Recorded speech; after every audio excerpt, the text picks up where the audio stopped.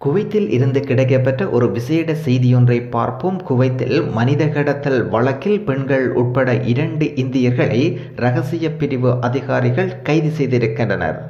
இவர்களை நாடு கடத்தவும் நடவடிக்கை எடுக்கப்பட்டிருக்கின்றது தொடர்பான ஒரு விசேட செய்தியொன்றை இன்று எஃப்னா தமிழ் டிவியினூடாக என்று பார்ப்போம்.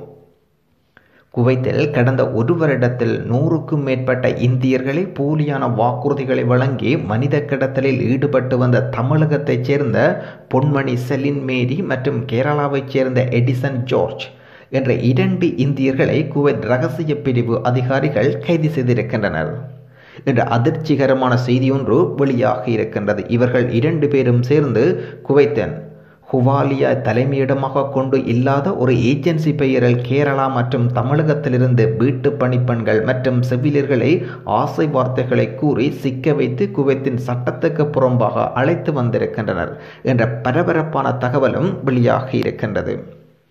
இந்த நபர் மீது பெண்கள் பாலியல் வன்கொடுமை செய்தது, சித்திரவதை செய்தது உள்ளிட்ட பல்வேறு புகார்கள் எழுப்பப்பட்டிருக்கின்றது.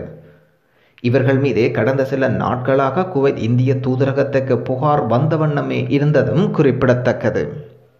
கடந்த வாரம் இவர்கள் வலையில் சிக்கிய தமிழகத்தைச் சேர்ந்த பெண்மணி தாயகம் திரும்பிய உதவும்படி வேண்டுகோள் விடுக்கும் காட்சிகள் வலைத்தளத்தில் வைரலமாக பரவியதும் குறிப்பிடத்தக்கது. இந்த நிலையில் இவர்களை கைது செய்த அதிகாரிகள் நாடு கடத்த நடவடிக்கை எடுத்துள்ளனர் என்பதும் குறிப்பிடத்தக்கது. கடந்த மாதம் இதுபோல் மனித கடத்தல் செயலில் ஈடுபட்ட சிராப் சரப்தீன் என்ற இந்தியாவைச் சேர்ந்த கேரளா நபரை கைது செய்து நாடு கடத்தியதும் குறிப்பிடத்தக்கது என்று நாங்கள் பார்த்த விடயம்.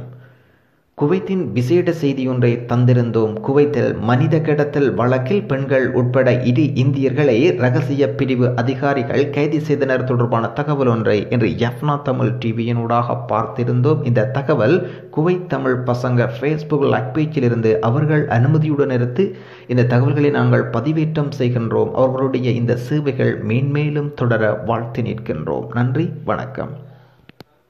போலியான முகவர்களை சென்று பார்வையிட்டு ஏமாந்து விடாதீர்கள். இது ஒரு விழிப்புணர்வு பதிவாகவும் இருக்கட்டும்.